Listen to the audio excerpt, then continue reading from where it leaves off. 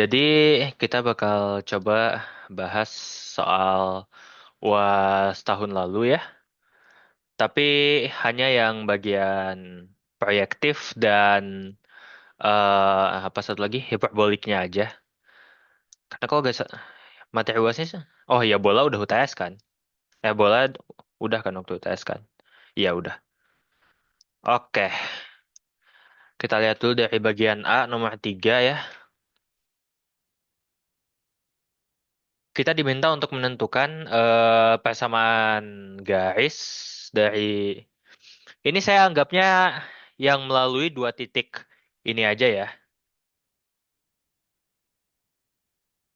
Yang melalui dua titik X ini dan Y ini. Nah, kita ingat lagi bahwa garis di P2 itu adalah bidang di R3. Nah, eh, jadi titik-titiknya ini tuh adalah garis di R3. Garisnya di P2 itu adalah bidang di R3. Jadi sebenarnya kedua titik ini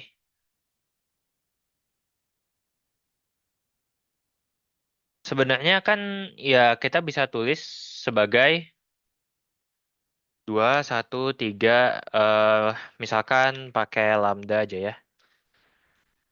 Satu lagi apa? 0, 1, 2 itu adalah mungkin mu lah ya biar beda. Nah, akibatnya kita punya normal dari bidang yang melalui kedua garis itu adalah misalkan aja n ya, eh 2, 1, 3 cross product kan dengan 0, 1, 2. Nah, ini bisa dihitung dengan metode favorit kalian untuk menghitung cross product. Pakainya ini aja lah ya. 2, 1, 3, 0, 1, 2. Yang I-nya jadi AD min BC, 2, min 3, min 1, min I. Tambah, sorry, min AD min BC, 4 min 0, 4 min 4J. Habis itu tambah ya 2K. Atau kita tulisnya sebagai ini aja ya. Tapi ini dia 3 ya.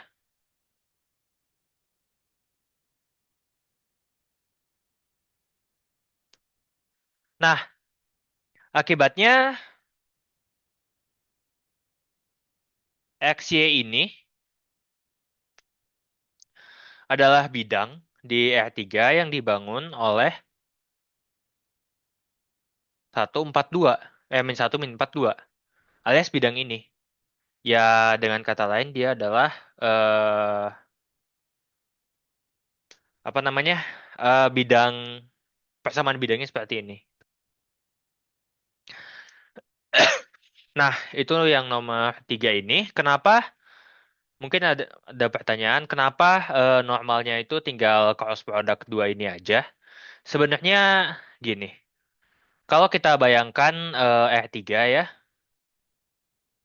ini R3 gitu. Terus kita punya dua garis, misalkan kayak gini. Eh,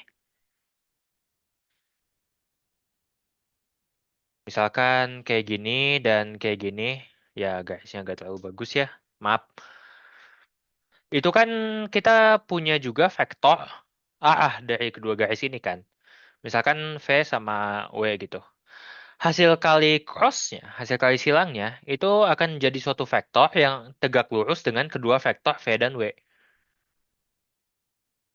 Nah, tegak lurus dengan V dan W, kalau V dan W-nya gak sejajar, dan kalau di proyektif itu gak mungkin ya, karena kalau sejajar ya dia mendefinisikan titik yang sama kan, karena harus melalui nol.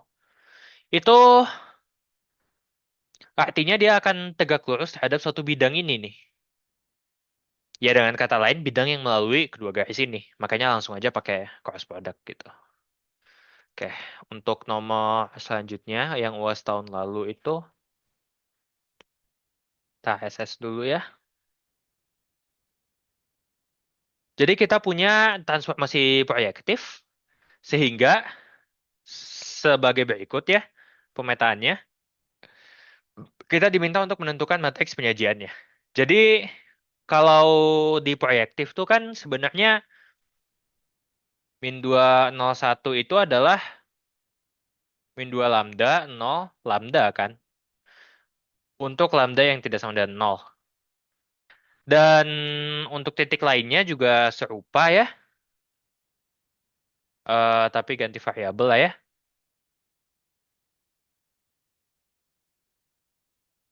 Satu lagi, dua lagi. Ya satu lagi aja sih. Min nu, dua nu, min nu untuk nu yang tidak sama dengan 0. Di proyektif kan seperti ini sebenarnya. Nah, kalau kita punya transformasi proyektif, itu kan dia otomatis ini ya.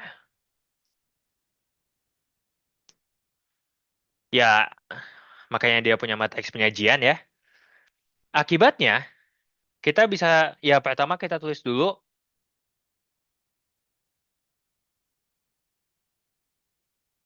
T itu memiliki matriks penyajian -2 lambda, 0 lambda, 0 mu, min mu, min nu, 2 nu, min nu. Nah, karena T-nya itu linear, kita punya T dari 111 itu akan sama dengan T dari 100 tambah T dari 010 tambah T dari 001. Nah, kita kita pakai aja yang Afin ya, atau pinjam DR3 aja ya. Kita mau menentukan suatu bilangan real, lambda, mu, dan nu yang tidak nol, sehingga satu satu satu jadi apa? Satu tiga min tiga, well, log ambil aja ininya satu ya. Itu sama dengan lambda min 201 tambah mu 01 min satu tambah nu min satu 2 min satu kan. Nah, ini ini kan membentuk SPL ya. SPL-nya tuh jadinya min 2 lambda min nu sama dengan satu, eh mu tambah 2 nu itu sama dengan 3. Habis itu lambda min mu min nu itu sama dengan min 3 ya. Nah, ini kita bisa pakai ya metode favorit kalian untuk apa? Menyelesaikan SPL itu apa? Kita akan coba lihat pakai eh apa eliminasi substitusi aja lah, cara SMA aja. Nah, kita dengan menjumlahkan sama 2 kali 3. Ini mungkin saya ada autopilot aja ngitungnya. Min 3 nu itu sama dengan min 5.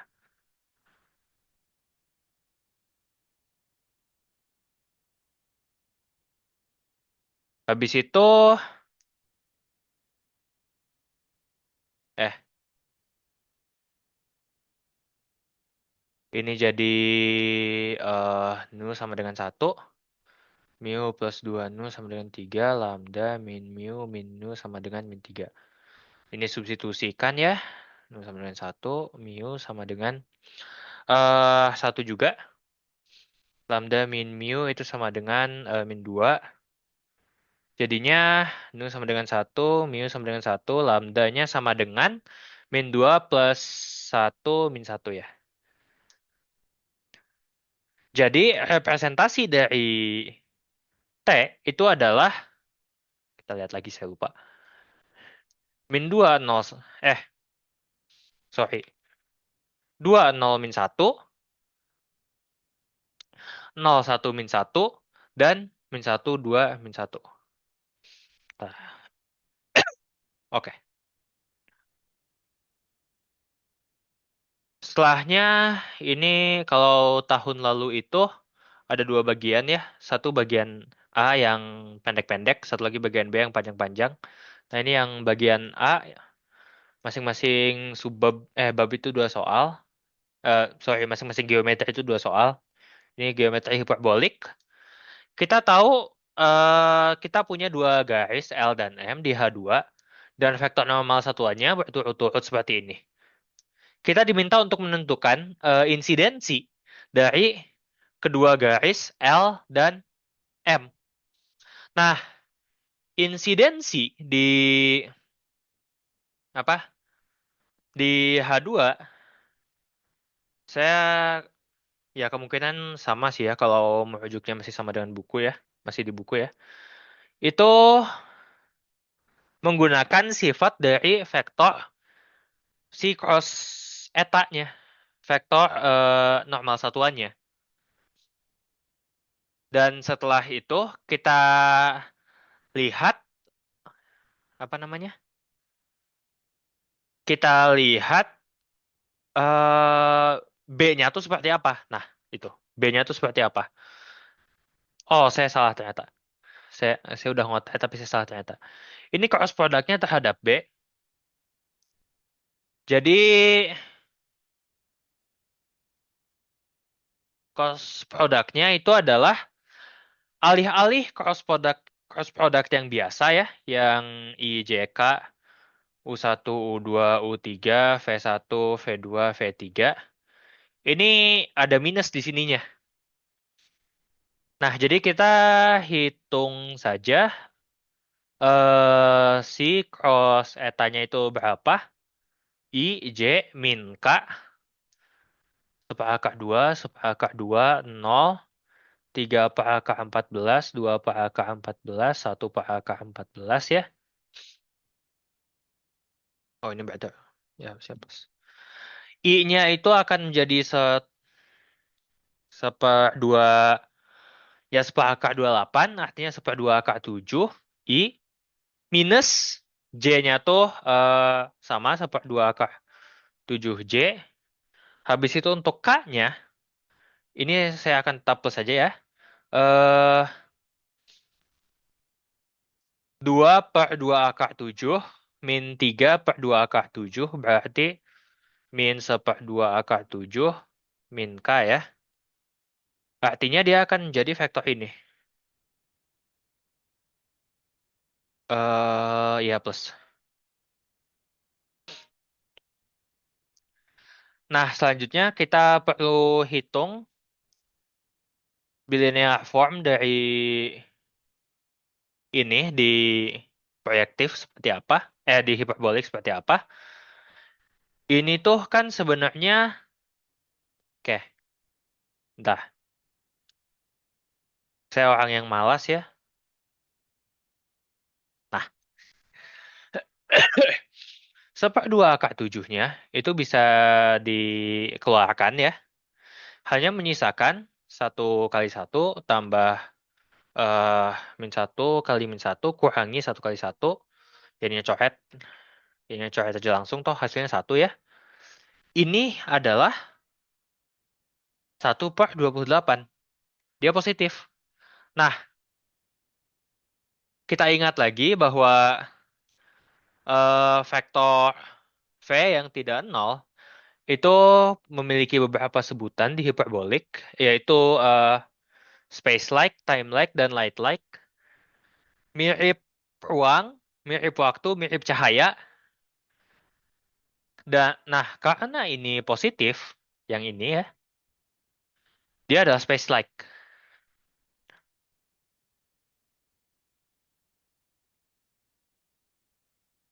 Karena dia space-like, L dan M-nya itu ultra paralel. Aduh. Oke, karena dia ultra paralel, kita punya tepat satu garis gamma yang tegak lurus sekutu dari L dan M. Jadi dengan L dia tegak lurus, dengan M dia tegak lurus. Oke. Oke. Eh,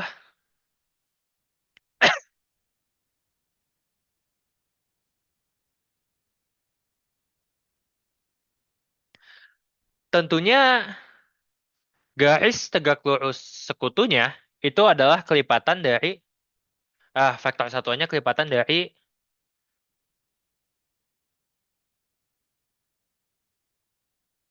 kelipatan dari si cos eta. Ya agar satuan kita bagi saja dengan normnya kan. Ini cosnya terhadap B ya. Normnya sendiri itu adalah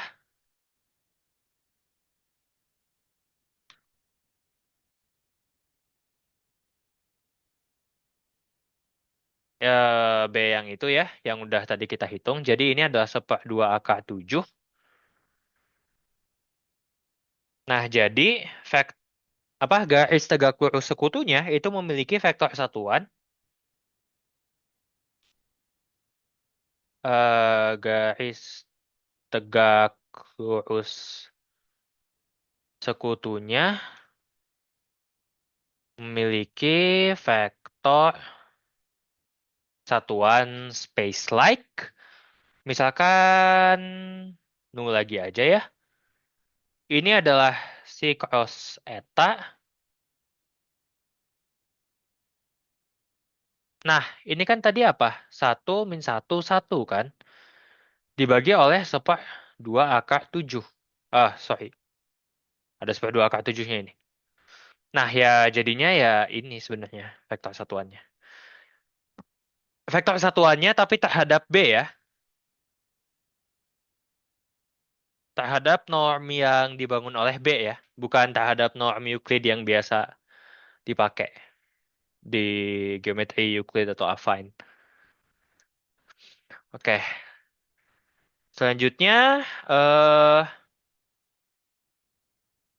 kita kalau misalkan kita punya garis di hiperbolik, lalu kita punya dua titik sembarang di hiperbolik, kita diminta untuk membuktikan bahwa eh bilinear form dari hasil refleksinya itu sama dengan bilinear form dari yang biasa, yang tanpa refleksinya.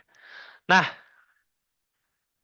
kita ingat lagi, misalkan kita tulis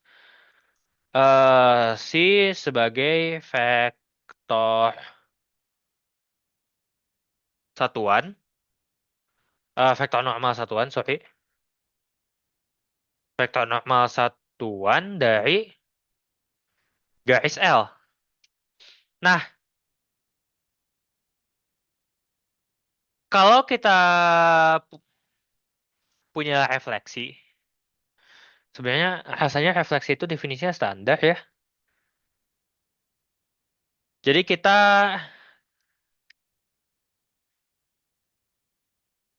refleksi itu seperti ini definisinya ya. Un- Motivasinya ingat lagi di geometri Euclid pakai tapak. Nah, jadi dengan cara serupa, dengan ya tentunya per definisi untuknya serupa, maka kita bisa hitung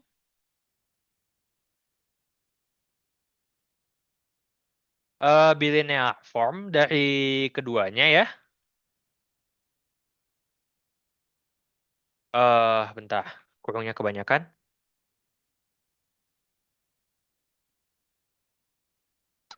Nah, ini sifat ya kita ingat lagi sifat bilinear form. Dia linear di kedua argumen. Jadi kita bisa mungkin ada hati-hati aja ya.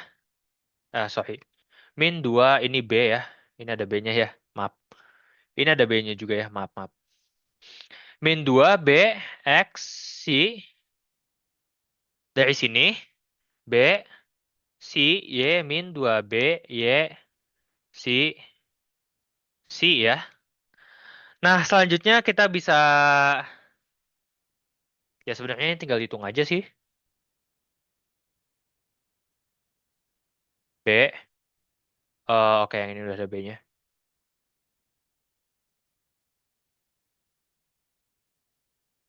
Min 2B X si B si Y tambah 4B Y si eh sama aja sih. B X si. Nah, akibatnya ini kan bilinear, form bilinear. Kita bisa sebenarnya saya kurang yakin tapi kita lihat aja ya. B Y si kalau kita tulis Y-nya itu adalah Y1, Y2, Y3. C-nya itu adalah C1, C2, C3. Nah, BYX itu kan sebenarnya definisinya adalah Y1, Y2, Y3, 1, 1, min 1, C1, C2, C3. Ya sebenarnya gak perlu pakai matriks sih.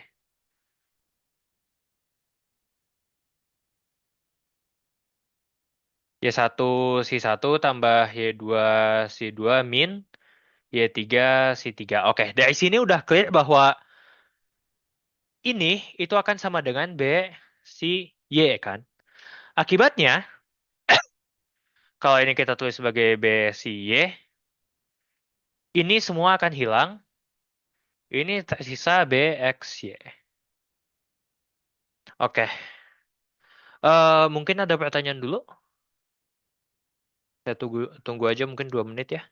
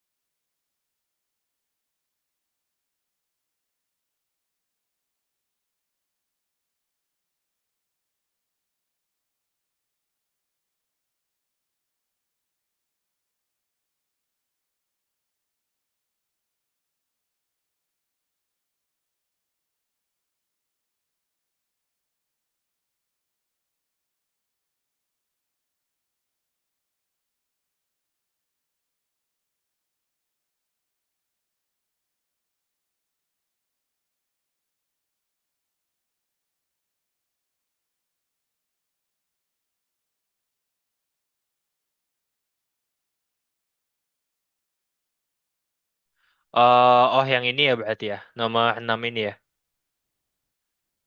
Untuk yang PC. 2S1 ke 2S2. Oh, oke, oke. Jadi gini. eh BXY itu adalah suatu form bilinear.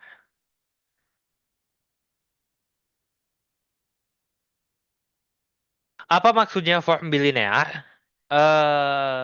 Apa maksudnya form bilinear? Jadi form bilinear itu adalah suatu fungsi pemasangan di ruang vektor yang linear terhadap kedua variabel. Pemasangan lah ya.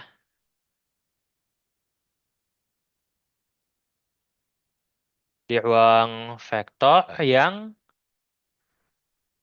linear terhadap kedua variabel. Ya, maksud pemasangan ini fungsi dari misalkan kayak gini lah, ke R sih, ke skalanya sih. Dalam kasus kita malah ini R3 sih. Nah, karena dia bilinear,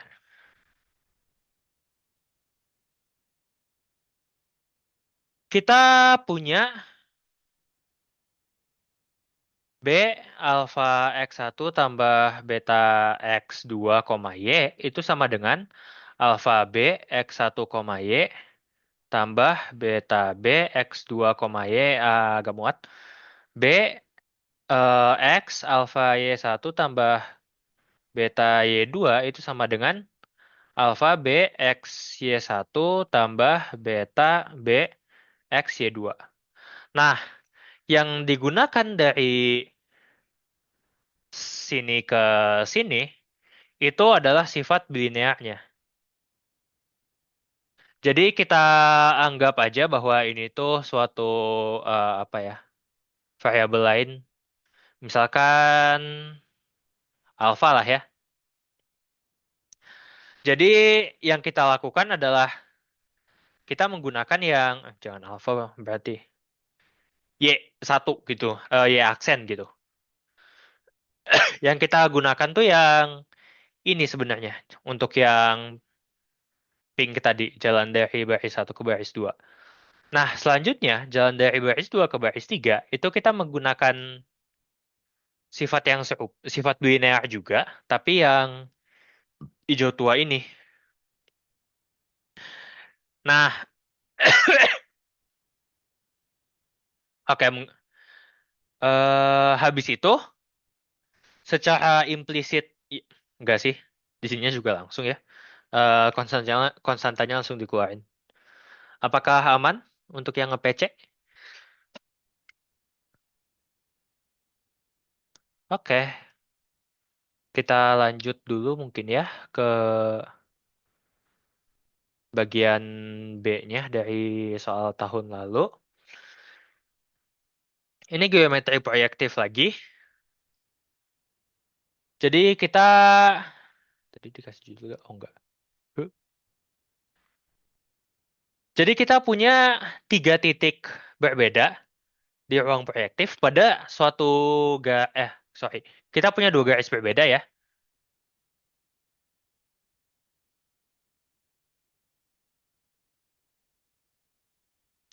Kita punya dua garis berbeda L dan L aksen sehingga kita punya tiga titik lain, tiga titik berbeda di L dan tiga titik berbeda di L aksen ya tentunya punya lah ya kan guys. Nah, untuk soal ini sebenarnya langkah baiknya kita gambar ya. L, L aksen, A. Ini gambarnya sebagai ilustrasi aja sebenarnya. A aksen, B aksen, C aksen. Oke, pertama kita punya titik potong dari AB aksen dan A aksen B.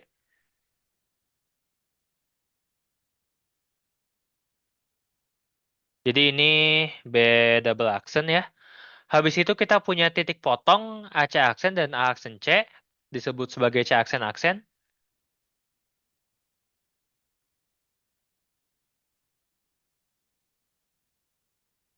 Nah, terakhir kita punya eh titik potong dari A aksen dengan B aksen aksen C aksen aksen. Kita sebutlah sebagai aksen aksen ya. Nah, garis ini yang hijau muda ini kita sebut sebagai L aksen aksen. Oke, ini ilustrasi aja ya.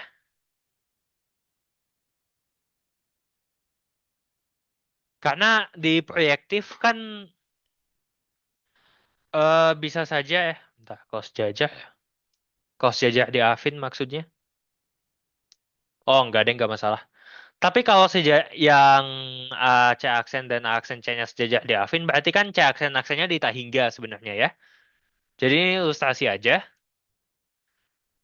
Dari konstruksi, kita udah punya,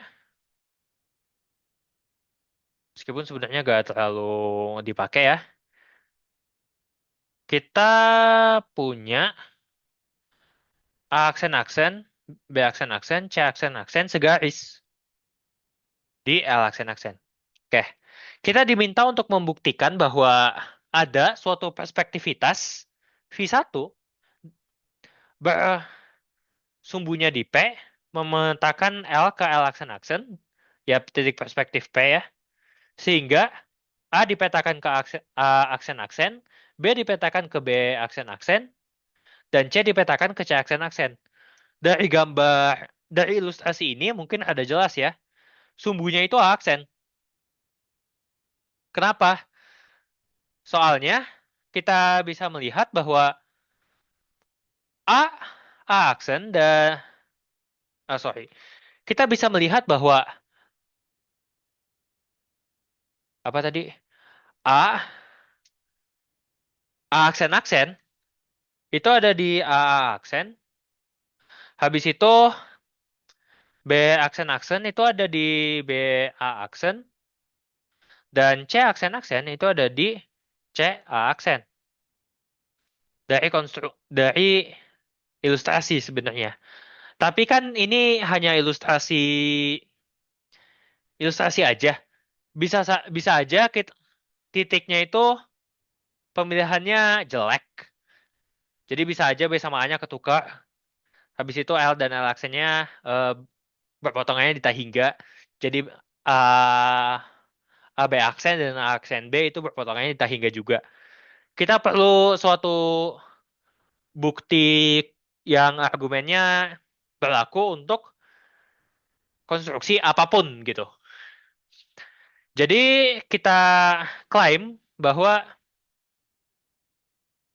yang satu itu kita klaim bahwa aksen bahwa P itu adalah aksen gitu. Nah, buktinya bagaimana? Per konstruksi aksen-aksen itu kan adalah titik potong antara A aksen dan satu garis lain B aksen-aksen C aksen-aksen. Artinya ya sebenarnya aksen-aksen itu harus ada di A aksen secara khusus ya. Nah, selanjutnya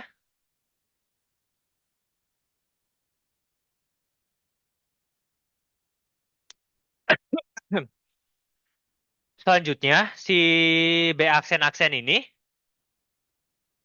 sebenarnya konstruksi aja sih semua. B aksen-aksen ini ada di B A aksen dan C aksen-aksen itu ada di C A aksen dari konstruksinya. Jadi seolah-olah kayak kita dari A aksen tuh kita ngelihat ada tiga titik A aksen-aksen, B aksen-aksen, C aksen-aksen. Seperti sejajar seperti segaris dengan A, B, dan C. Nah, karena A aksen-aksen, B aksen-aksen, C aksen-aksen itu semuanya segaris di L aksen-aksen. Saya agak lupa, tapi harusnya sih perspektivitas itu metal injektif antara dua pensil, titik-titik dengan sumbu pada aksen. Coba gini aja lah. Saya screenshot saja dari slide Pauki. Nah, perspektivitas itu ini ya, pemetaan satu-satu antara dua pensil titik-titik ya. Kita anggap aja dua garis lah ya. Anggap aja dua garis. Sumbu P dan P aksen, perspektivitas, titik. Sehingga untuk tiap titik X di P, dan petanya, X aksen itu melalui O. Nah, konstruksi kita itu menjamin itu, tapi kebalik. Jadi sebenarnya konstruksinya tuh argumen saya salah ya. Harusnya kayak gini. A aksen itu pasti ada di A aksen-aksen kan. Dari konstruksi. Mereka bertiga segaris. Selanjutnya dari konstruksi juga B sorry. A aksen itu ada di B B aksen-aksen.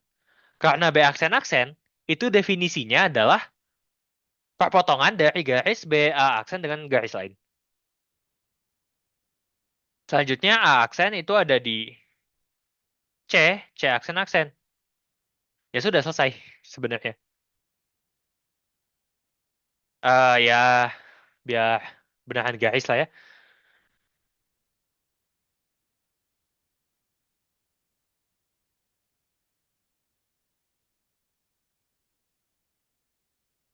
Ya gitu aja. Nah, selanjutnya yang nomor dua, caranya serupa. Kita lihat dari konstruksinya itu seperti apa. Ya, kita cari titik perspektif Q-nya itu apa. Tapi ini V dua aksen-aksennya dipetakan ke A aksen, B aksen-aksennya dipetakan ke B aksen, C aksen-aksennya dipetakan ke B aksen, ini ke C aksen. Ya, titik perspektifnya itu kalau dari gambar ini tuh A kan. Tapi lagi-lagi kita perlu lihat konstruksinya seperti apa. Ya, tentu kita klaim lagi bahwa Q-nya itu adalah A ya.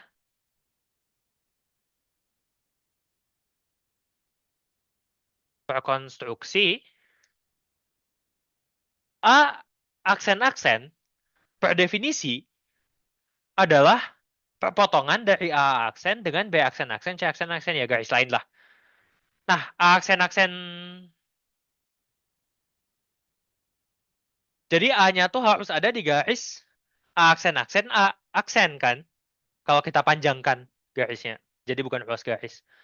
Selanjutnya, B aksen-aksen per definisi, per konstruksi, itu perpotongan A aksen B dengan garis lain. Jadi A-nya, sorry, AB aksen dengan garis lain. Jadi A-nya sendiri itu harus ada di B aksen, B aksen, aksen. Serupa untuk yang C. Jadi per konstruksi kita dapatkan A itu harus ada di aksen-aksen A aksen. A-nya juga harus ada di B aksen-aksen B aksen. Dan A-nya itu harus ada di C aksen-aksen C aksen. Ya karena ini segaris ya didapat kita dapatkan perspektivitas yang diinginkan, yang kita perlukan. Oke, ini subsoal A-nya ya. Untuk subsoal B-nya, kita diminta untuk membuktikan bahwa terdapat suatu transformasi proyektif T sehingga TA sama dengan A aksen, TB sama dengan B aksen, dan TC sama dengan C aksen. Nah, yang kita lakukan adalah tadi kita sudah punya dua perspektivitas memetakan dari A ke A aksen, dari B ke B aksen, dari C ke C aksen. Ini V1 ya. Selanjutnya, yang kedua kita punya perspektivitas aksen-aksen dipetakan ke A aksen, B aksen-aksen dipetakan ke B aksen, C aksen-aksen dipetakan ke C aksen. Kita perlu ingat lah, sebenarnya lebih ke saya perlu ingat lagi bahwa perspektivitas itu adalah suatu transformasi proyektif. Proyektivitas, proyektivitas itu adalah transformasi proyektif kalau nggak salah. Hehe. Tiga pasang objek dari kedua pensil, koordinasi proyektif. Ah iya betul. Ya dia mengawetkan kesegarisan sih. Bisa terlihat mungkin dari sini ya. Jadi transformasi proyektif yang diinginkan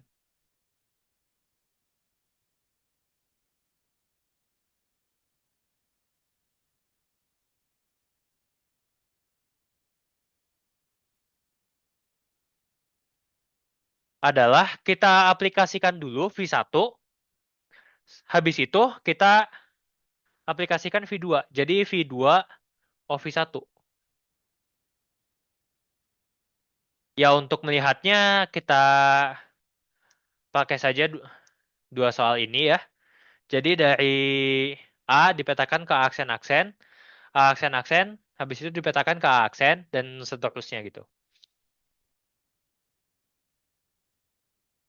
Tahu mungkin digambar, diituin aja lah, dihitung.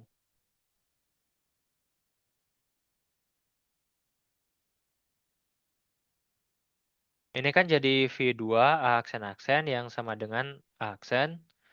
eh Kita bisa melakukan perhitungan yang sama Untuk B dan C ya.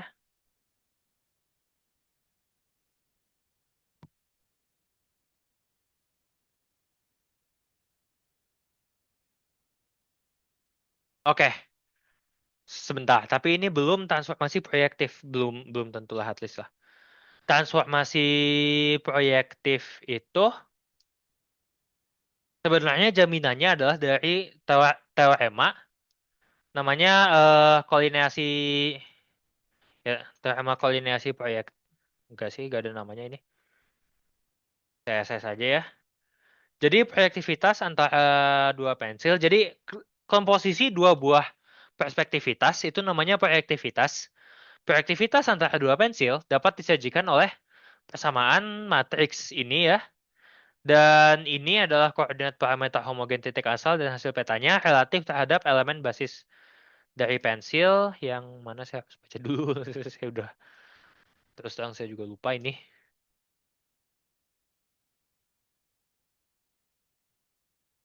Misalkan diberikan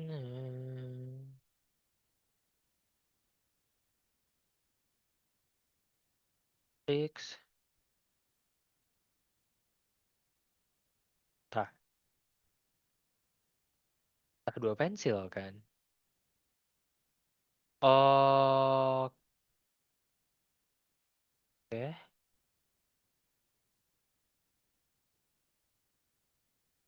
oke, bentar. Kolineasi proyektif,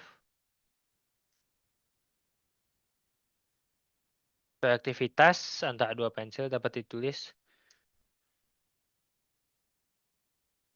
Proyektivitas antara dua pensil ditentukan secara tunggal oleh tiga pasang objek dari kedua pensil. Ya, ini yang tadi sudah kita lihat ya sebenarnya. Sama dasar geometri proyektif. Yang ini saya nggak tahu apakah di kelas, apakah tahun ini dibahas atau enggak. Kalau saya terus terang lupa. Oke, buktinya sih, ini buktinya ada di slide Pak Oki ya, buktinya. Oh iya, eh, mumpung di sini. Jadi slide Pak Oki yang hiperbolik ternyata ada update-nya dan saya nggak sadar. Jadi yang saya masukkan ke SAO waktu itu tuh yang versi lamanya belum ada transformasinya sama sekali. Kalau nggak salah atau baru sedikit lupa. Nah jadi ya tadi saya update aja. Oke, kita lanjut dulu mungkin ya ke soal terakhir dari UAS tahun lalu. Mungkin kalau sempat saya akan coba bahas, bukan kalau sempat sih. Mungkin saya akan coba bahas soal 2 tahun lalu juga kalau ada hiperboliknya sebenarnya terutama ya. Proyektif dan hiperboliknya sebenarnya. Nah, saya akan L dan M udah dipakai ya, jadi ini pakai N aja lah. Misalkan N adalah garis tegak lurus sekutu dari suatu pensil paralel P yang ditentukan oleh dua garis L dan M, vektor normal satuannya C dan eta. Kita diminta bahwa himpunan semua parallel displacement yang dibangkitkan oleh pensil paralel ini adalah suatu subgrup dari grup refleksi yang dibangun oleh pensil ini. Sebenarnya ini intinya adalah kuli hitung matriks ya, perkalian matriks. eh Oke, pertama kita perlu melihat membuktikan dulu apa apa iya di P ini adalah subset dari FP. Yang ini saya yakin harusnya dibahas ya, tapi gak apa-apa kita bahas lagi aja. Untuk melihatnya, kita punya teorema namanya teorema penyajian. Mana teorema penyajian? Jadi kalau misalkan kita punya suatu parallel displacement, rho dibangkitkan oleh ini ya Ya beginilah, dibangkitkan dalam pensil P dan L ada di P, maka terdapat garis M dan M aksen di P sehingga ini berlaku. Nah, kita tahu bahwa F FP-nya sendiri udah grup ya. Karena dia udah grup, makhluk-makhluk. Kalau misalkan kita punya dua buah refleksi di FP, komposisinya juga harus ada di FP kan. Nah, oke. Selanjutnya, ya sebenarnya dari sini udah terlihat.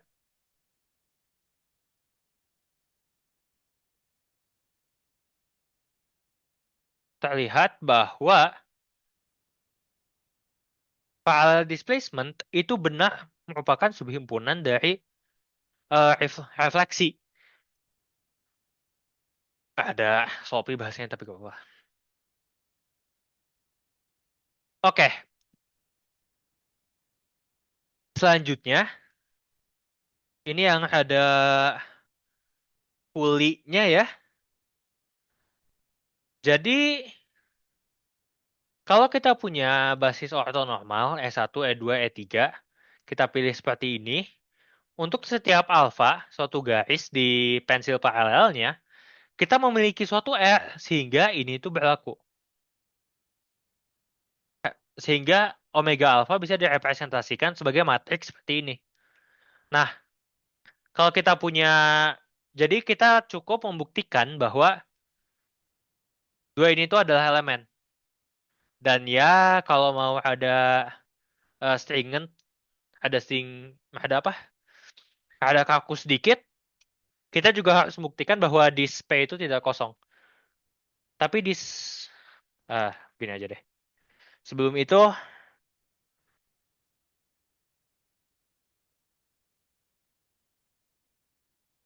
kalau kita punya, jangan dulu.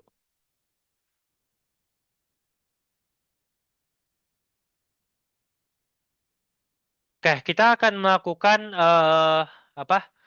Refleksi yang mungkin gak ada gunanya ya. Jadi kita,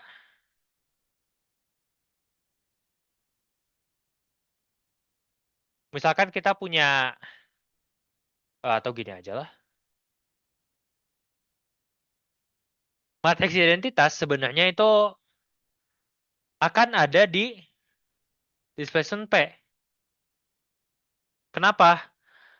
Karena gini, eh parallel displacement, kalau misalkan dia tidak kosong ya, itu kan dari teorema penyajian adalah perkalian, adalah komposisi dari dua transformasi ini, yang mana kalau kita hitung ya, 1 min 2 R kuadrat, habis itu min 2 R kuadrat, 1 plus 2 R kuadrat, eh, min 1, min 2S, 2S, min 2S, 1 min 2S kuadrat, 2S kuadrat, min 2S, min 2S, min 2S kuadrat, 1 plus 2S kuadrat. Nah, kalau ini kita hitung, matriksnya itu akan jadi seperti ini ya. R min S, sorry. S min R mah inverse-nya. Ya, spoiler, tapi gak apa-apa lah ya.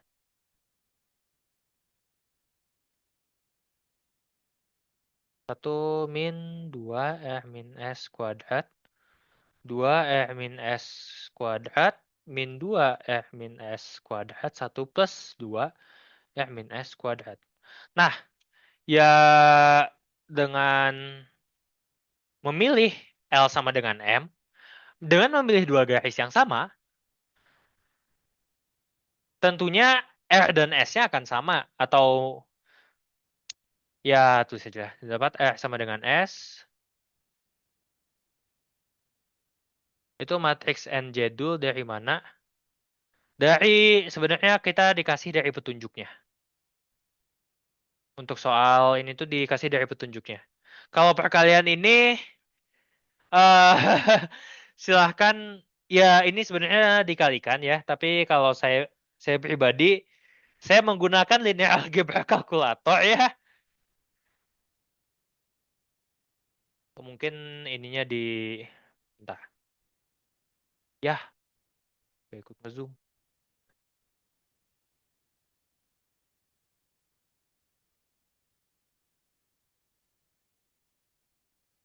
Jadi perhitungannya tuh, oke, saya lampirkan di sini aja ya.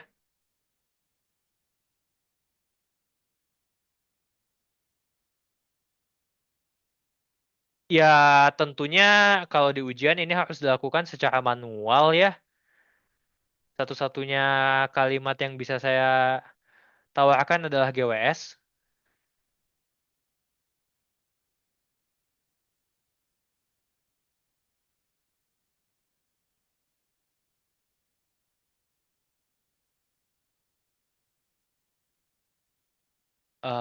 Nah, kurang lebih gitulah. Tah. Oke. Jadi matriks hasil perkaliannya itu dari sini. eh Ya, ini bisa memang bisa dihitung secara manual. Dan kalau di ujian kelihatannya waktu itu saya juga rasanya ngitung manual gini ya, tapi ada capek. Oke. Nah, kita pilih L-nya sama dengan M, akibat yaitu R sama dengan S. Nah, akibatnya omega L itu kan ya identitas ya. Tapi ini juga parallel displacement. Nah, tenang, ya meskipun ini sebenarnya ada jelas ya, tapi tenang. eh Perkalian matriks ini akan dipakai lagi. Jadi kalau misalkan ini kita punya parallel displacement gitu ya. Perkalian matriks ini akan dipakai lagi ya. Oke, untuk inverse, kalau V itu adalah parallel displacement,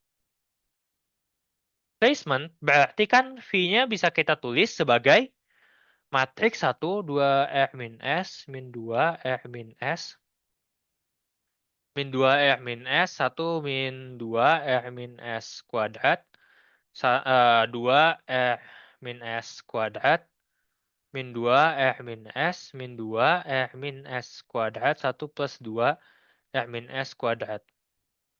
Nah, untuk mencari inverse-nya, kita bisa menggunakan banyak cara sebenarnya. Ini aljabar linear aja, ale aja sebenarnya. Ya, tapi mungkin perlu refresher ya. Jadi kita lakukan aja. Jadi caranya adalah kita gunakan blok matriks seperti ini. Nah, habis itu kita OBE-kan menjadi suatu bentuk lain yang di sini identitas, yang di sininya itu akan menjadi V inverse. Nah, kalau kita lakukan di sini itu agak sebenarnya gak suam-suam amat sih. Oke, bisa dilakuin lah. 1, min 2, R-S, min 2, R-S, 2, R-S. Ya paling yang capek itu nulisnya aja sih.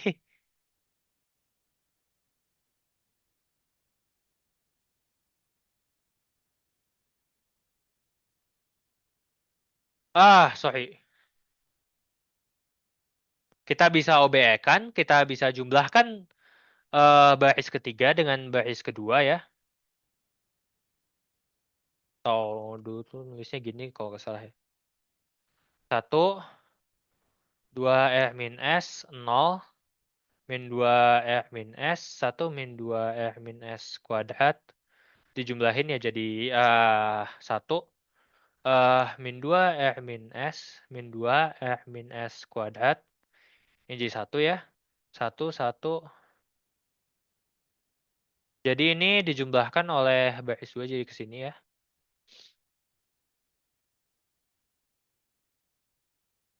Oke. Nah, setelahnya kita bisa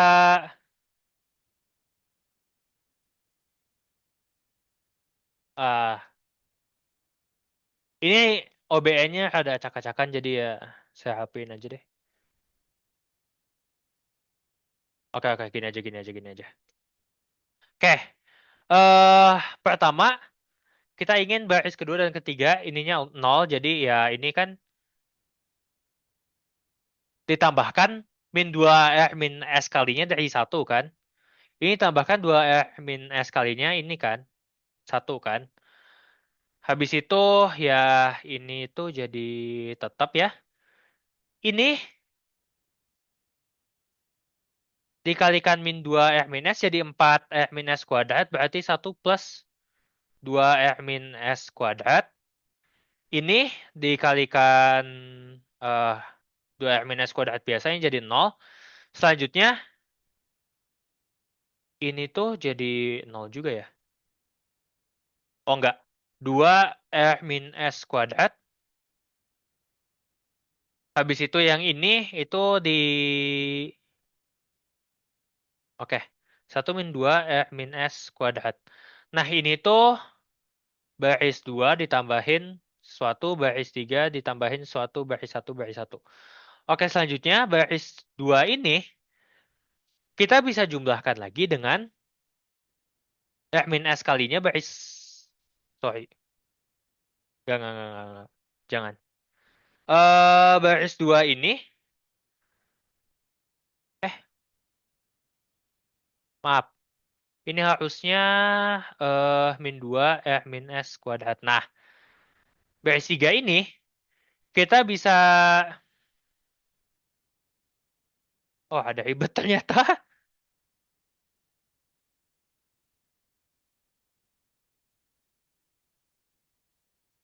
Oke, ini ternyata ya ada ribet tapi gak apa-apa lah kita cobain aja ya. Eh, gak mengubah itunya sih ya. Iya, jadi tetap aja ada riweh perhitungannya, tapi gak apa-apa lah.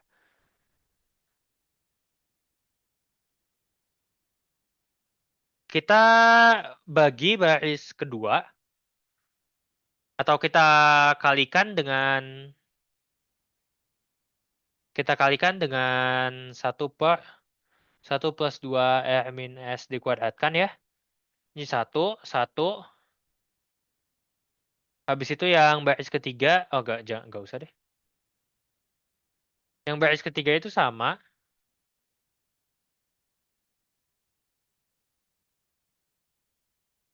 tapi yang ini ada menjelimet,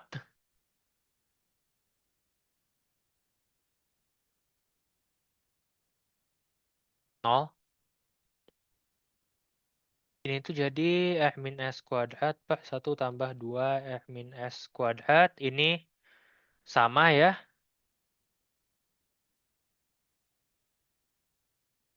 Habis itu kita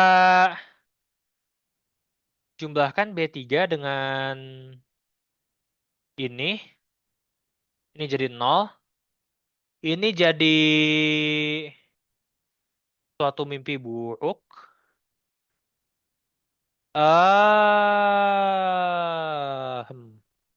Ya udah langsung aja lah. Add.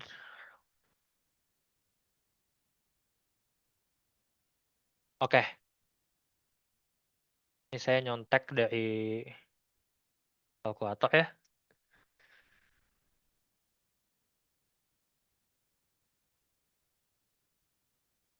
Ini min 2 min S, ini min 2 min S, ini satu. Ini masih sama.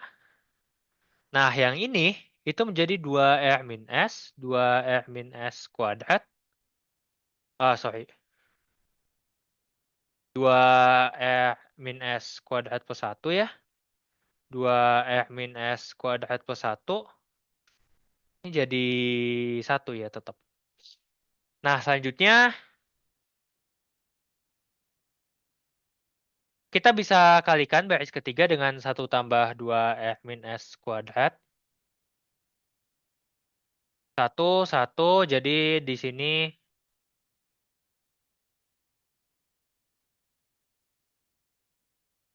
masih sama ya, saya masih malas nulis. 2 R min S kuadrat per 1 tambah 2 R min S kuadrat. Ini apa? Min 2 R min S. Min 2 R min S. Selanjutnya,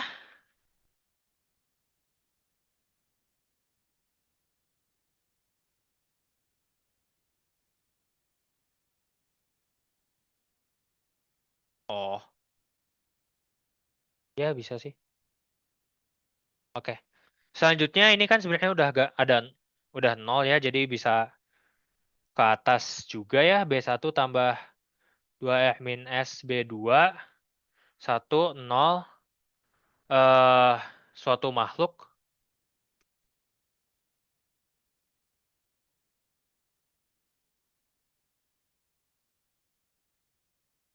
Oh,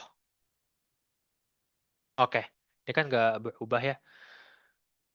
Min 2 R min S per 1 tambah 2 R min S kuadrat. 1, 1, 2 R min S kuadrat per 1 tambah 2 min S kuadrat ya. Habis itu ininya sama 2 R min S, 2 R min S kuadrat 1. Ini 1 min 2 R min S kuadrat per 2 R min S kuadrat 1 plus gini aja lah. Habis itu ini 2 R min S per 1 tambah 2 R min S kuadrat. Ini 0, 0. Nah, habis itu terakhir kita bisa melakukan suatu teknik berdosa ya sebenarnya ya. B2 kurangi 2 R min S kuadrat per 1 tambah 2 R min S kuadrat B3. Sebenarnya gak dosa dosanya tidak terlalu besar karena tidak saya tidak mengubah baris 2 dan baris 1 kan. Ini jadi identitas. Ini menjadi suatu matriks yang lebih enak dipandang.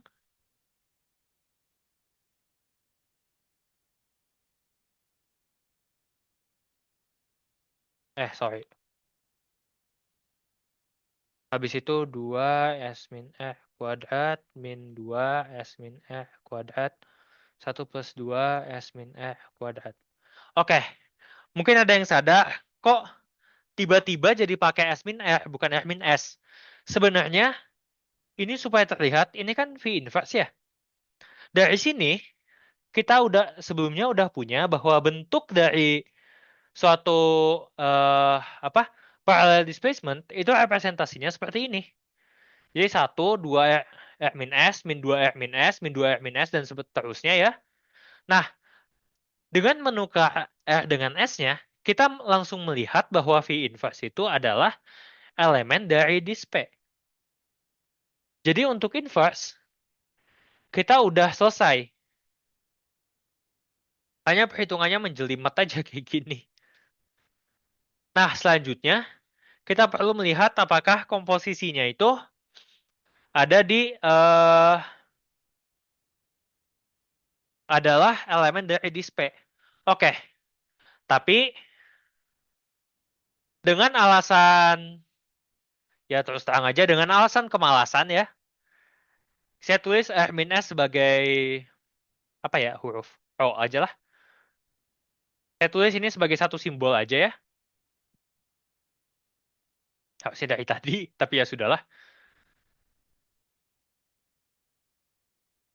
Kita misalkan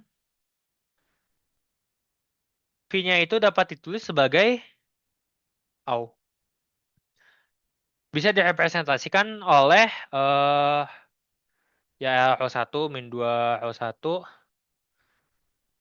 Habis itu min 2 O1 min 2 O1 1 min 2 O1 kuadrat 2 O1 kuadrat min 2 O1 kuadrat 1 plus 2 O1 kuadrat, dan V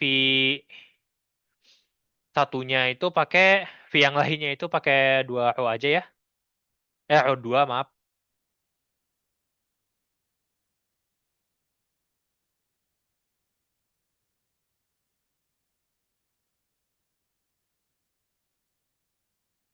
Nah, kita hitung lagi perkalian matriks menjelimet ya.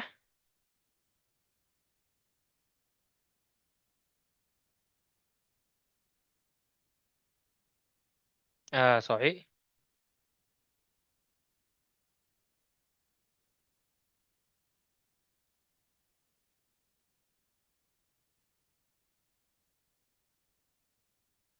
Nah, eh min 2 O2 kuadrat satu tambah. Oke,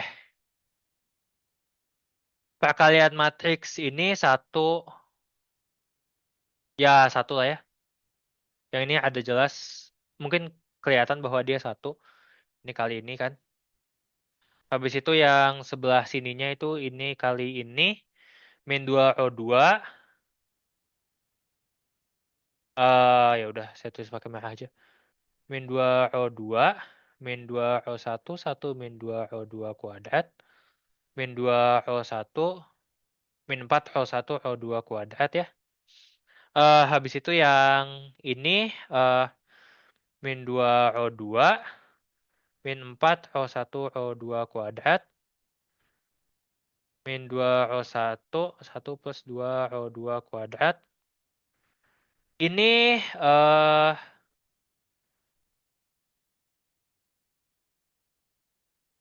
ya intinya adalah kita bisa hitung ya sebenarnya ya. Tapi jujur yang ini belum saya hitung. Jadi kita hitung aja. 2O1 tambah 2O2. Yang ini kepaksa dinantikan ya. Min 4O1O2 tambah 1 min 2O1 kuadrat, 1 min 2O2 kuadrat, eh min 4O1 kuadrat O2 kuadrat. Habis ini min 4O1O2, min 2O2 kuadrat, 1 min 2O1 kuadrat. Gak muat.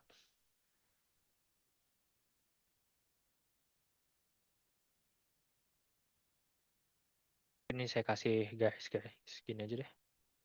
Bentar. Iya benar di sini harusnya. Tadi sampai mana ya? Oh ini. Min 2O1 kuadrat, 1 plus 2O2 kuadrat, masih gak muat ya. Habis itu 4O1O2, tambah 2O1 kuadrat, 1 min 2O2 kuadrat, ditambah 2O2 kuadrat, 1 plus 2O1 kuadrat ya. Yang satunya, elemen terakhir, itu adalah 4O1O2, dikurangi 4O1 kuadrat, O2 kuadrat, ditambah 1 plus 2 O1 kuadrat, 1 plus 2 O2 kuadrat. Nah, ini matriksnya anggap aja ketutup ke sini. Oke, alfanya apa? Alfanya itu adalah 2O2. Habis itu, oh ya, ke sini. Tambah 2O1, 1 min 2O2 kuadrat. Habis itu tambah 4O1O2 kuadrat. Betanya itu adalah min 2O2 tambah 4O1O2 kuadrat min 2O1 1 tambah 2O2 kuadrat. Nah, ini monster ini itu ya tentu bisa dihitung ya. Ini kan sebenarnya jadi min 2O1 min 2O2 kan. Karena yang ini kan jadi plus 4O1O2 kuadrat hilang dengan ini. Habis itu yang ini itu sama ya. Plus Oh God, bentar. Ini tuh yang ini kali yang ini ya. Oh, ini plus. Nah, yang ini ya sama ini akan hilang ya. Jadi sisa min 2O1, min 2O2. Yang alfa ini, ya ini juga kelihatan. Yang beta, yang ini dulu deh. Ini kan plus 4, O1 kuadrat, O2 kuadrat, jadi ini hilang ya. Sisanya adalah 1 min 2O1 kuadrat, min 2O2 kuadrat. Jadi sebenarnya ini tuh adalah 1 min 2O1 tambah O2 yang dikuadratkan. Nah, dengan cara yang serupa ya, nggak serupa-serupa amat sebenarnya. eh Plus itu min, jadi yang ininya habis ya. Ini tuh adalah min 2 Rho1 tambah Rho2 dikuadratkan. Habis itu yang beta ini itu harusnya sama ya. Iya betul, jadinya ini adalah min 2 Rho1 tambah Rho2 ya. Oh ya benar. Adalah 2 Rho1 tambah Rho2. Nah, habis itu yang ini itu yang ininya tentu hilang. Ini akan sama ya, menjadi 2 Rho1 tambah Rho2 dikuadratkan. Ini satu tambah, oke ininya habis dulu. Ya betul sama. Rho1 tambah Rho2 dikuadratkan. Jadi sebenarnya dengan cara kuli ini, kita mendapatkan suatu matriks representasi.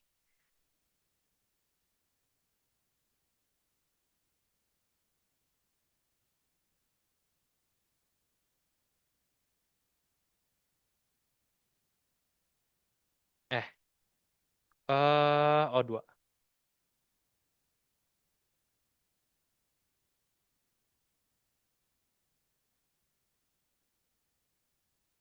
Kita mendapatkan sebuah matriks representasi seperti ini. Tentunya ini akan ada di disk P. Karena bentuknya sama kan? Hanya ganti O-nya menjadi O1 plus O2 aja. Oke, sebenarnya ada cara lain untuk membuktikan bahwa dia tertutup terhadap operasi komposisi. Caranya kita gunakan lagi teorema penyajian. Jadi, wih,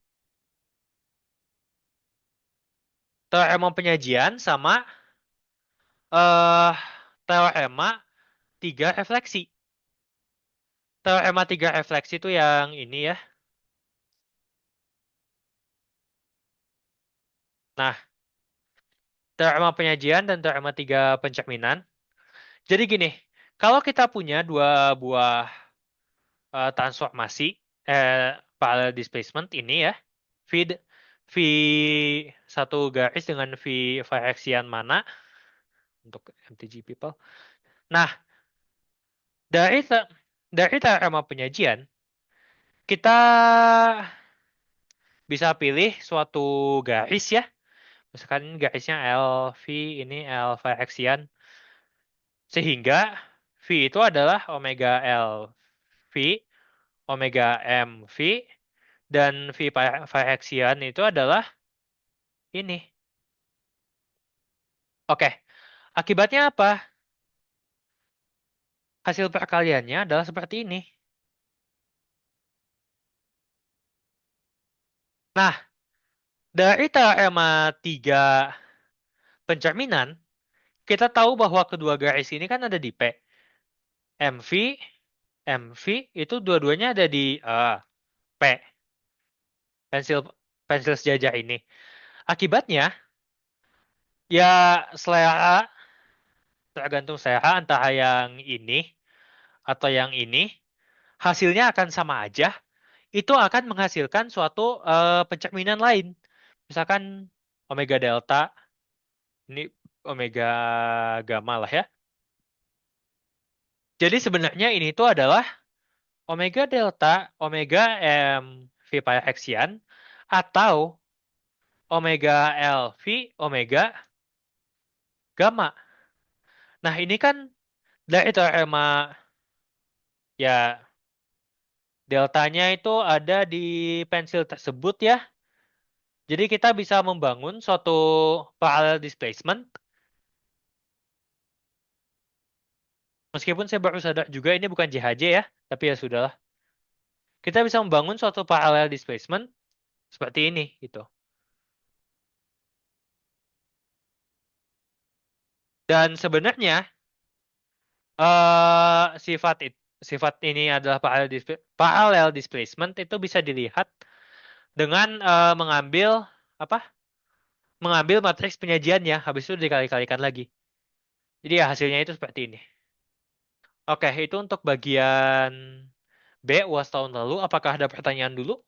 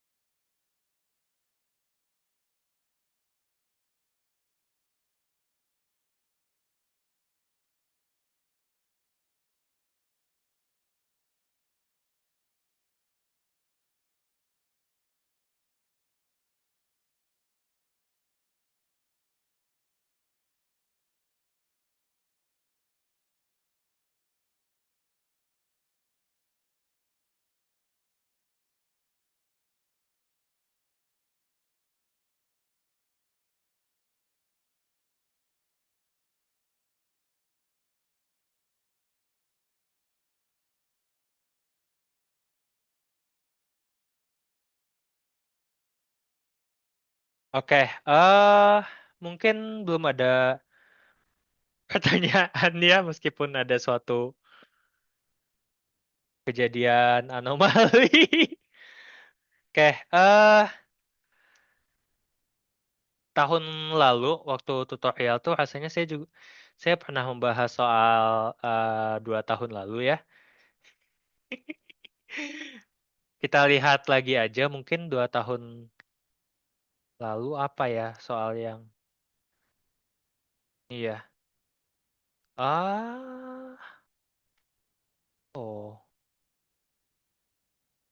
tahun lalu isinya.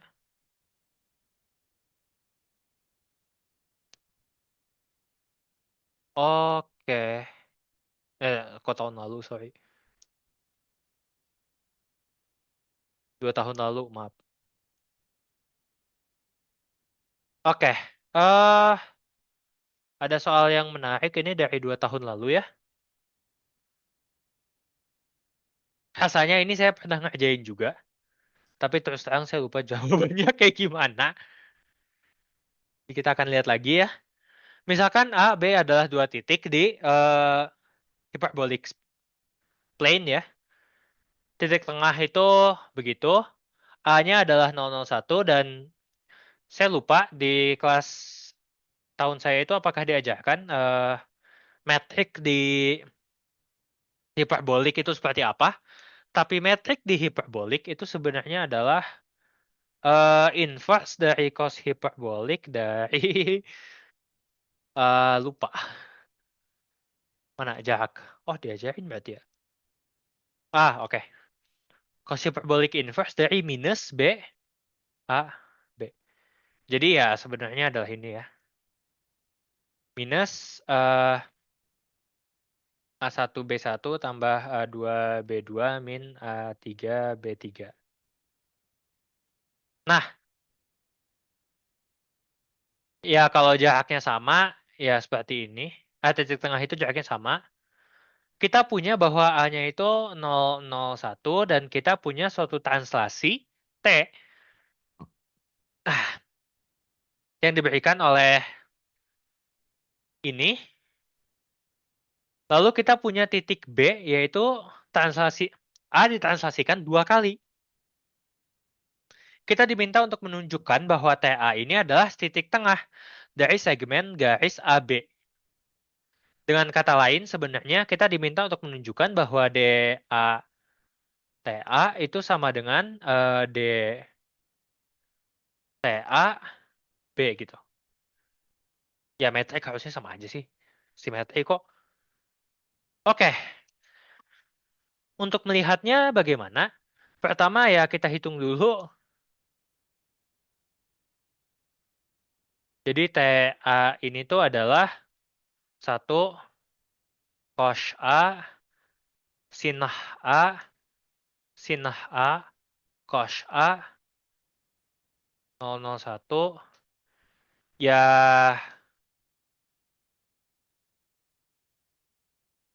oke jadi 0 sin A, cos A ya. Habis itu B-nya itu kan tadi T dari TA kan. Jadi kita hitung lagi ya. Cos A, sin A, sin A, cos A dari 0 sin A, cos A. Nah, ini tuh ya atasnya tetap 0. Habis itu bawahnya nolnya terakhir aja. Cos A sin A kali 2 ya. Habis itu yang paling bawahnya itu sin kuadrat A tambah cos kuadrat A. Yang ini 0. Nah, kita punya beberapa sifat dari fungsi trigonometri hiperbolik ya. Yang mana kelihatannya gak.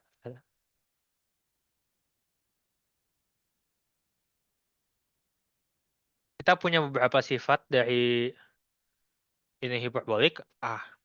Nah, oke. Jadi ini tuh sebenarnya adalah 0.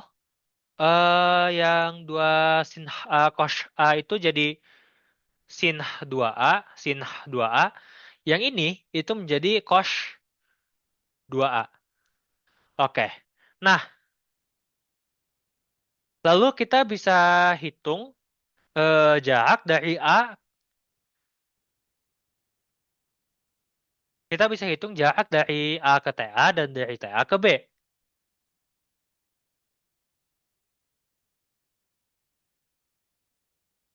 Yaitu adalah cos hyperbolic inverse dari minus B A TA ya.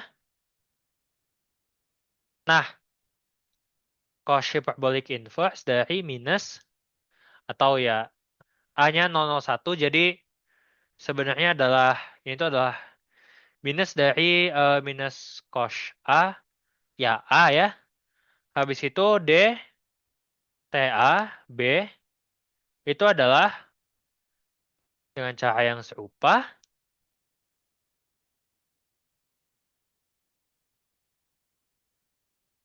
Oke, yang ini mungkin sedikit lebih menarik ya. Eh min sin A sin 2A min cos A cos 2A kurung kurung udah kurungnya. Nah, ini tuh kan sebenarnya nah cos A cos 2A dikurangi sin A sin 2A. Oke, kelihatannya seperti gak ada hubungannya ya. Tapi kita punya sifat lain sebenarnya. Kita ingat lagi bahwa per definisi sin X itu kan adalah R pangkat X min R pangkat min X per 2 kan.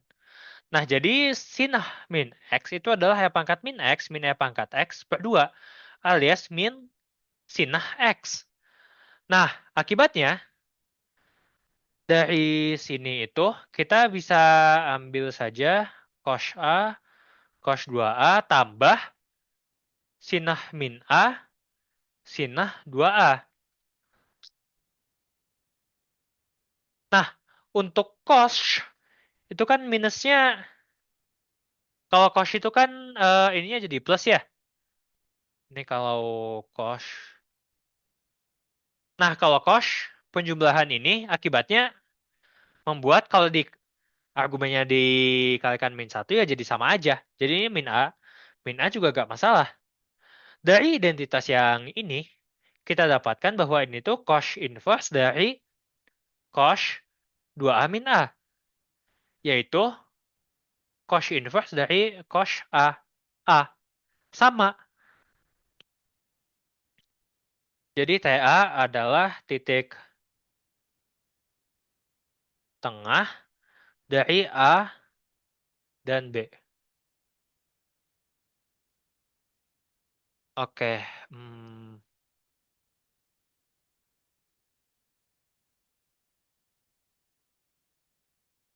iya. Saya coba lihat soal buku deh.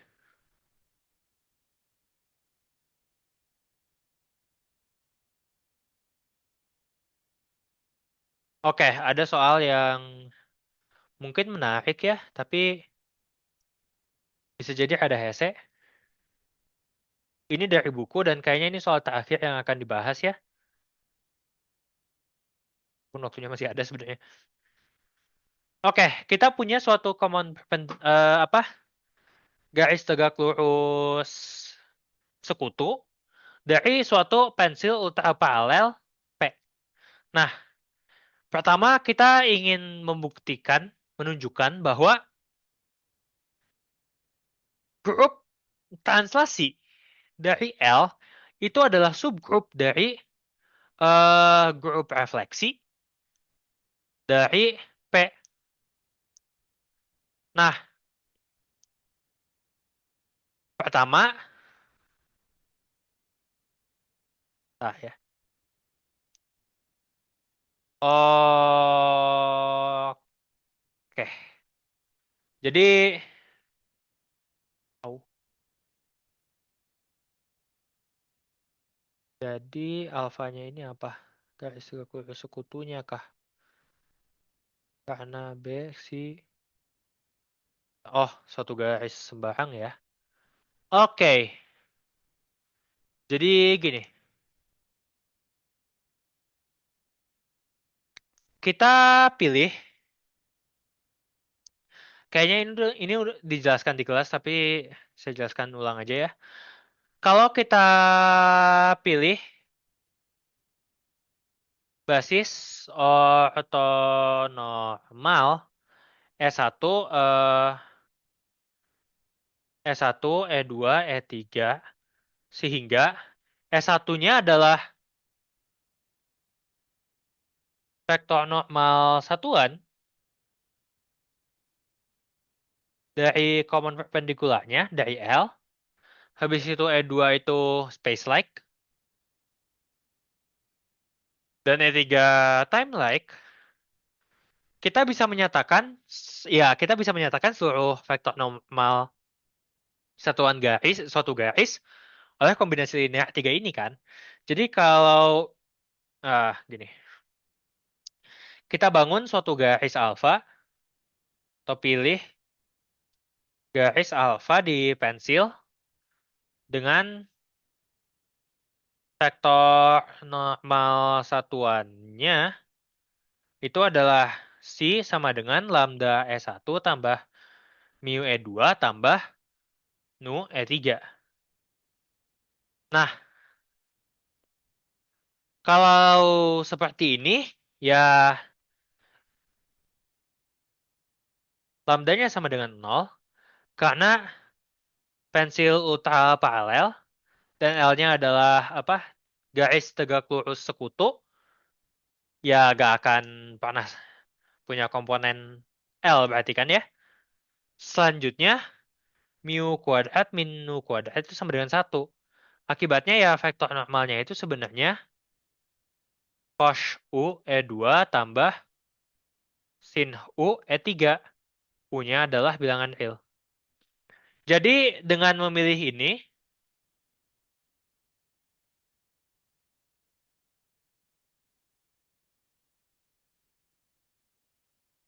dengan memilih basis ortonormal tersebut, saya akan kopas saja perhitungannya dari saja Pak Oki. Kita punya seperti ini, dan dengan demikian, omega alfanya adalah matriks,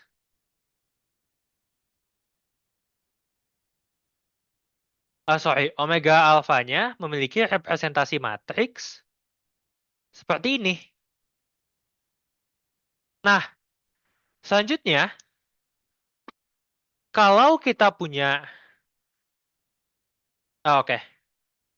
Jadi ini adalah apa? Representasi dari suatu refleksi di pensil ultraviolet P. Nah, sekarang kalau kita punya, kalau representasi dari apa? Dari translasi T itu seperti apa? Jadi untuk ultra paralel, pensil ultra paralel, kita punya komposisi dari dua buah translasi, refleksi, itu adalah suatu translasi. Nah, akibatnya, alfa, alfa, omega, beta, itu adalah, ya kalau ini bisa kita hitung ya, yang mana saya tidak akan saya hitung, tapi hasilnya itu adalah seperti tadi, yang udah dipakai sebenarnya.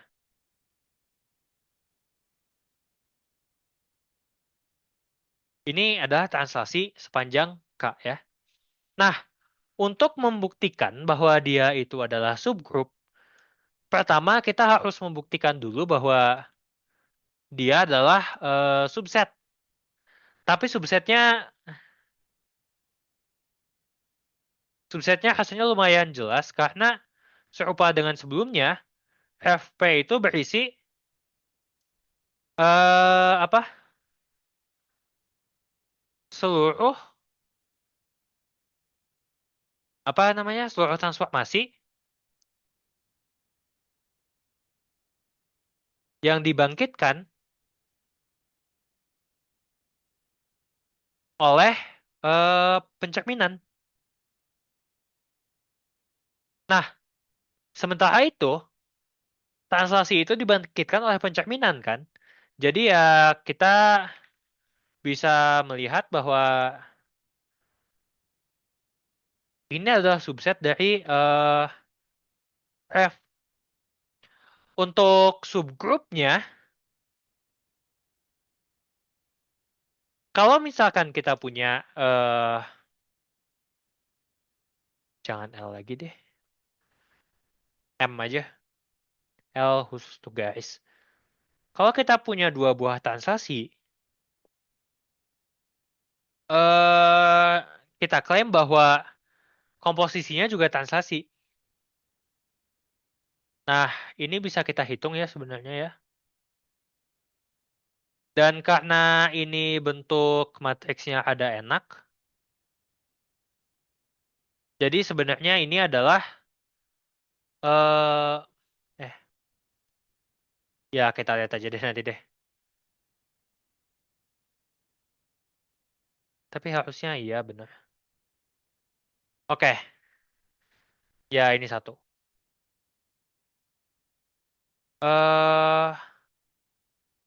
Sorry. Ya ini nol. Nol, nol, nol. Oke. Jadi tinggal ngitung yang di sininya aja ya. Yang tengah-tengah ini, udah hati-hati Ini cos 2K, cos 2M tambah sin 2K, sin 2M. Habis itu yang bawahnya itu adalah cos 2K, sin 2M, cos tambah bentar, konsentrasi saya hilang. Oh ini. Cos 2M, sin 2H. Habis itu yang ini adalah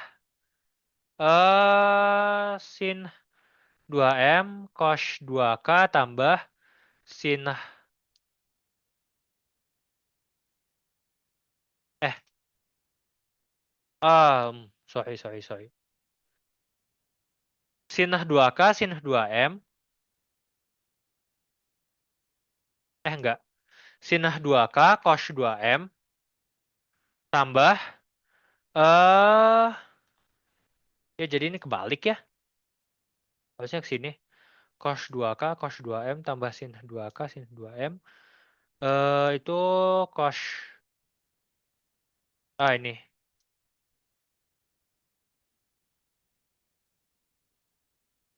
Jadi ini sin 2K, sin 2M. Nah, tapi kok janggal ya, aneh ya. Enggak benar kok. Aduh, astagfirullahaladzim. Oke, sin 2K, cos 2M, tambah, ya benar, tambah cos 2K, sin 2M. Ya, agak muat lagi. Terakhir, sin 2K, sin 2M, dan seterusnya ya. Oke, nah ini kita ingat lagi sifat dari cos hiperbolik dan sin hiperbolik yang tadi saya pajang. Kalau ini itu akan menjadi cos A plus B ya. Jadi ini adalah cos 2K plus M. Ini adalah sin 2K plus M. Ini adalah sin 2K plus M. Ini adalah cos 2K plus M. Nah, ini tentunya adalah suatu translasi. Ini TK plus M. Jadi ini adalah elemen dari trans P. Oke, selanjutnya kita udah punya, belum punya sih. Untuk inverse, saya klaim bahwa T min K adalah inverse dari TK. Buktinya bagaimana? Ya, kita bisa menghitung hal yang serupa ya. Singkat dengan menyingkat perhitungan yang sangatlah nightmare. Pak.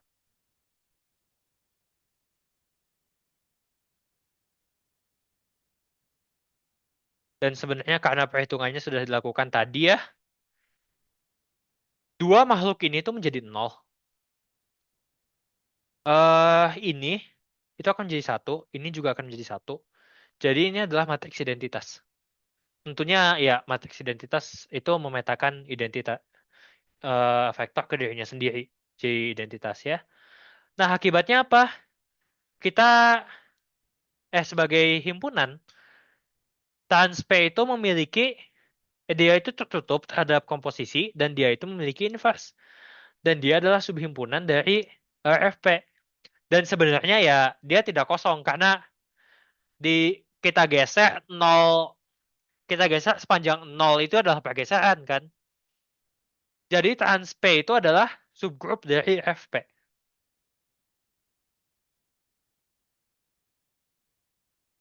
Ada subgrup dari FP. Oke, selanjutnya yang bagian duanya. Kalau alfa adalah suatu garis di pensil P,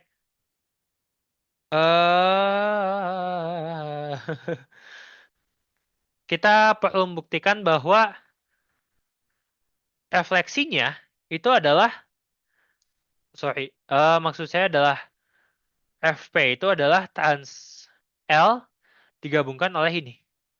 Jadi,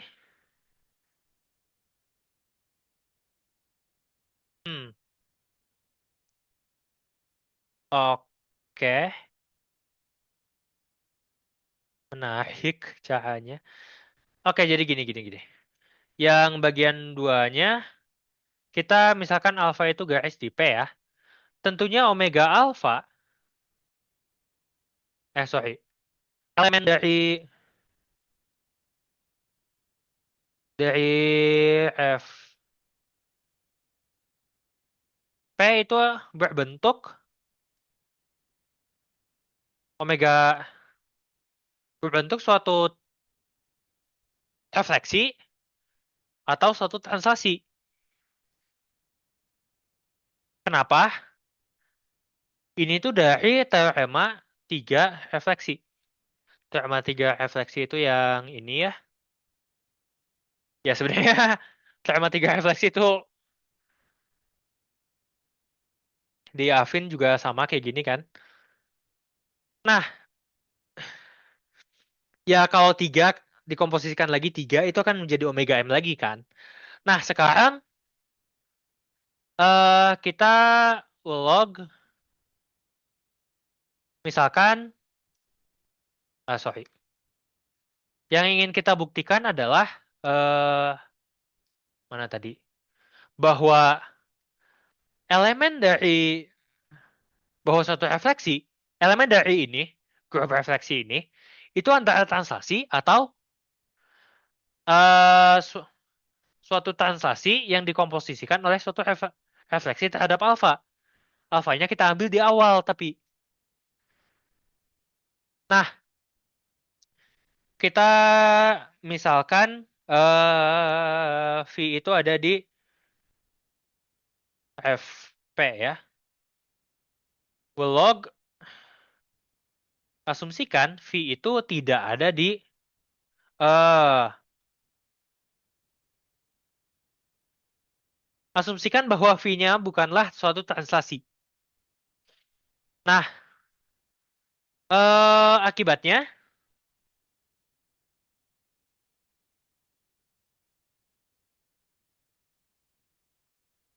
hmm, akibatnya V murni adalah suatu apa namanya? Suatu refleksi. Misalkan refleksinya terhadap garis beta lah ya, karena alfa udah dipakai kan. Oke, sekarang hmm, yang ingin kita lakukan adalah kita ingin merepresentasikan si V-nya itu sebagai suatu apa pencerminan refleksi terhadap garis alfa dikomposisikan oleh suatu translasi kan. Tapi ini betanya di pensilnya ya tentunya ya. Nah,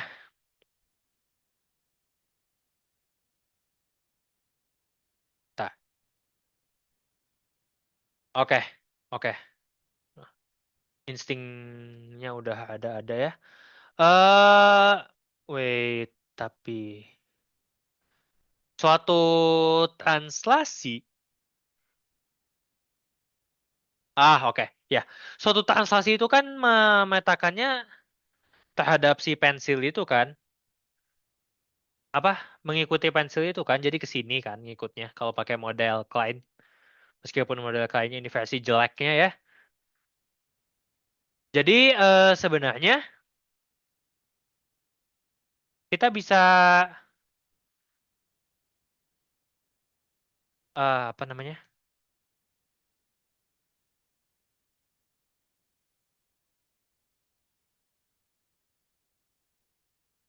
Kita bisa menemukan suatu bilangan real K sehingga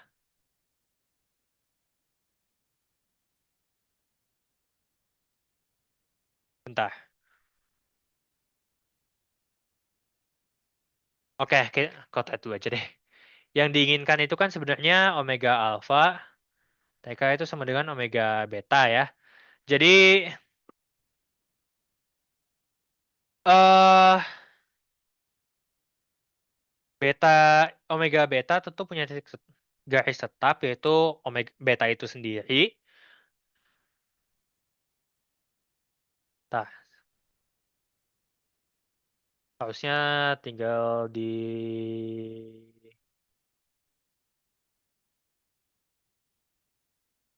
ya udah gini aja. Hmm. Oke, jadi gini sebenarnya. Kalau saya gambar di Afin aja ya. Ada mouse gambar hiperbolik. Ini misalkan kita punya garis beta nih. Kita punya pencerminan dari sini ke sini. Nah, habis itu kita punya garis alfa ya. Karena di pensil, berarti dia sejajar. Nah, kita titik ini, kita bisa apa?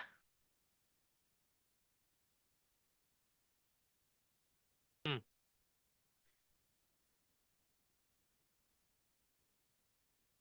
Oh ya, kita bisa geser dulu, ada jauh ke sini. Habis itu baru kita cerminkan terhadap alfa ke sini, jadi titik ini. Kalau di ini di Avin ya. Ilustrasinya kurang lebih kayak gitu. Nah, jadi kita pilih saja bilangan real alfa sehingga omega alfa komposisi TK itu sama dengan omega beta. Ya, jadi si V-nya itu adalah elemen dari omega alfa O TK. O T, T-nya itu ada di trans L. Ya, ini ilustrasi aja ya untuk bukti benarannya ya mangga. Oke, terakhir kita diminta untuk menunjukkan bahwa pemetaan H ke TH itu adalah isomorfisme dari R ke trans L. Oke, ini harusnya bagian yang pertama dikerjakan ya karena dipakai berkali-kali. Oke, kita punya pemetaan seperti ini. Kita akan menunjukkan bahwa ini tuh suatu isomorfisme, artinya dia pertama mengawetkan operasinya, homomorfisme, lalu dia satu-satu dan pada. Mengawetkan operasinya udah dihitung tadi. Jadi tinggal satu-satu padanya ya. Nah, kita misalkan punya H, M, di R, sehingga TH sama dengan TM.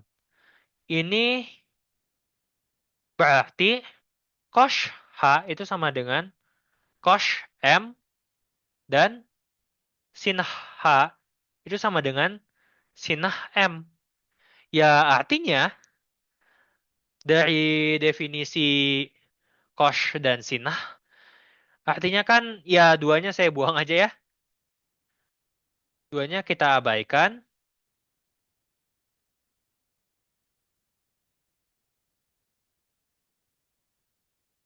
Nah, dari sini sebenarnya kita sudah mendapatkan bahwa E pangkat H itu sama dengan E pangkat M. Jadi ya H sama dengan M. Karena E itu kan satu-satu ya.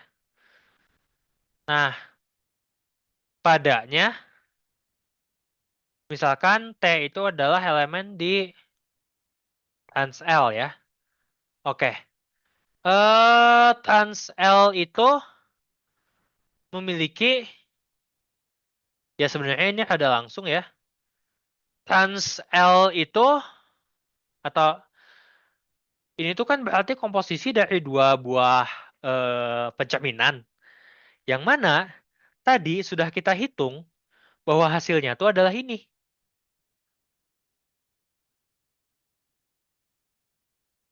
Untuk suatu bilangan real K. K. Jadi sebenarnya ya dari perhitungan sebelumnya ada suatu K bilangan real sehingga T itu adalah TK. Jadi H dipetakan ke TH itu adalah isomorfisme. Oke, apakah ada pertanyaan dulu? Saya tunggu mungkin sampai 2103 ya.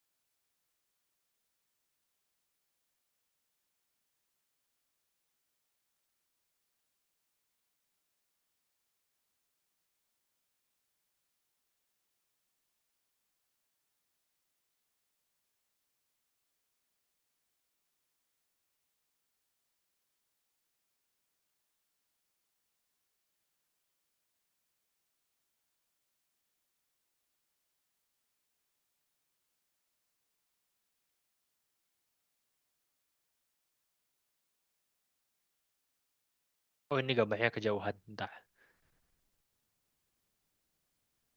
Ah, select object. Nah, seginian lah kurang lebih lah.